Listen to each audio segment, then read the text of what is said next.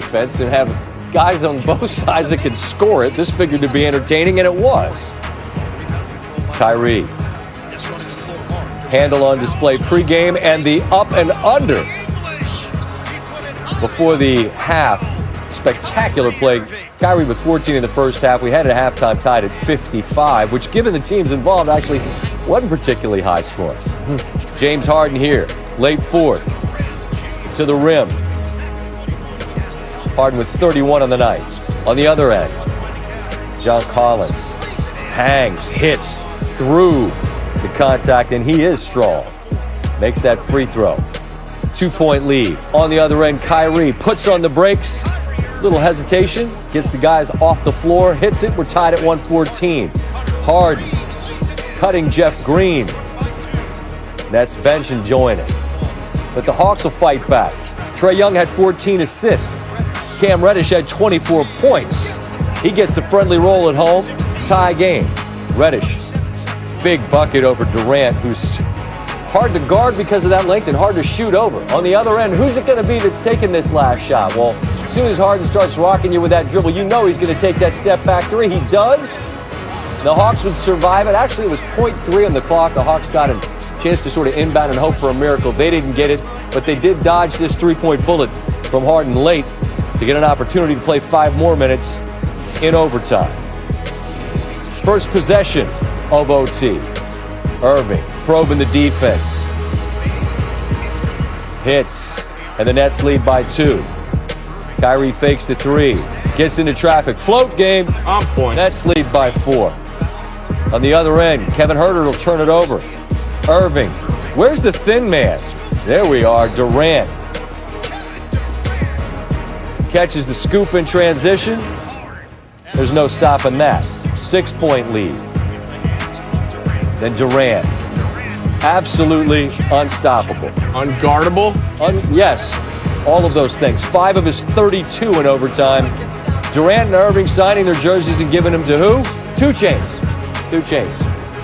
Gets 2 jerseys. There we go. Tim Legler joins us now. And Tim, you were with us the night this news broke about Harden going to the Nets, and they're 5-2 since he's been there. What are you seeing? Well, look, the defense is one thing, right? And that could be a whole show. You and I could do an hour-long special on some of the things they need to improve defensively. So let's just talk about what it looks like offensively. And look, there are times when they can be flat out unguardable because no team can really implement enough scheme to deal with 3 different guys that are this dynamic. Scott, the league has never had a team with 3 guys at the top of their roster that are this explosive offensively. So when you talk about that my turn, your turn type basketball, well, when you have 3 of those guys, it can be very effective because there's just no way you can get all your rotations down straight when there's 3 different guys that can attack you like that. But having said that, where I get concerned is the way they want to settle games late.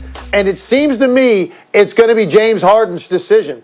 And he is the guy, more often than not since they've been together, that has the ball in these situations. He's the guy that has the most crunch time touches by a wide margin over Kevin Durant and Kyrie Irving. Tonight's a perfect example.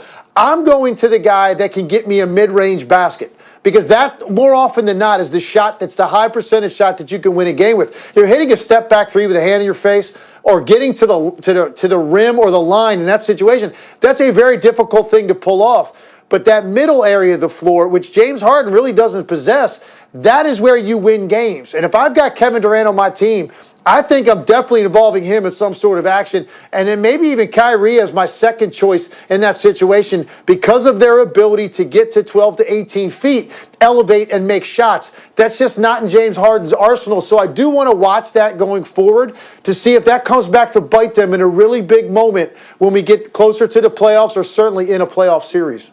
I'm with you, but I'm a Durant sycophant. Just give him the ball and get out of the way. I agree with you there. The Nets are chasing the Sixers in the East, and we saw Tobias look for that shot, and he got it late. But what are we seeing in those late clock and late game situations from Philadelphia that continue to be a question mark, Tim, for you? Big moment for the Sixers, big moment for Tobias Harris, because that is the fatal flaw with this team. They don't really have an identity offensively that's going to work late in games because Embiid can be doubled in the post and Ben Simmons is a non-threat to score. So you take a look at the possession that precedes the game winner. They don't really know where they want to go with this, but you end up with your best player, a center, with the ball at the three-point line. That's not a terrible shot, but you're asking your center to beat a guy off the dribble and shoot a fadeaway jumper. Now, when they get the offensive rebound, they still don't know exactly what they want to do. Embiid's hanging out at 30 feet. They don't really have any sort of focus here.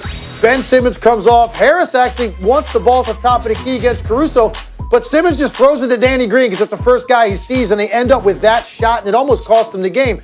I like this. They go to this out of the timeout, and it doesn't involve Embiid, and that's okay.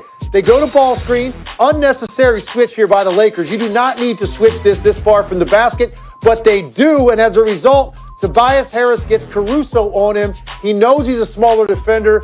He wants to get to that sweet spot for the step back going to his left, and it's what I just talked about with the Nets situation. That's the shot that wins games in that situation. Just ask Kawhi Leonard. He led a team to a championship by making that exact shot over and over because it's very difficult to double team a guy in that area of the floor. So this was a big moment for Tobias Harris. If he can be that guy that can get to spots late in games, maybe that's your identity offensively, because I think it's going to be difficult for Joel Embiid with the amount of traffic he's going to see and his shot selection in those situations to determine games that way. And obviously it's not going to be Ben Simmons. So maybe Tobias Harris can be the guy. He was sensational all night in this one, and this was a barometer game for Philly. Give him a lot of credit because they controlled most of the game. They almost let it get away, and they held on with patience and poise at the end and got the win. You know what else we could do an hour on at some point? Is 36-year-old LeBron at this level. Are you kidding me? It is outrageous where this man's level of play is, but we'll save that conversation for a night where they either steal the win or get the win, Tim, and I'm sure we'll have time to talk about that throughout the season. Thank you as always. Will do, Scott. I mentioned LeBron entering Wednesday, 22-1 over the last two seasons with scoring at least 30 points. The only loss coming against the Pacers back in the bubble. 22-2 record since the start of last season. Still the best in the NBA among 30 players with at least 10 30-point games. The final NFL head coaching opening has been filled. The Houston Texans are hiring David Culley, the well-regarded 65-year-old who has been in the NFL for 27 years, most recently in Baltimore as the passing game coordinator and wide receivers coach, has never been a head coach at any level.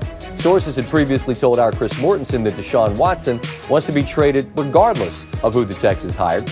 Culley is the lone African-American to be hired among these 7 head coaching openings this year, all of whom will be first-time NFL head coaches. There were 3 African-American GMs hired this offseason.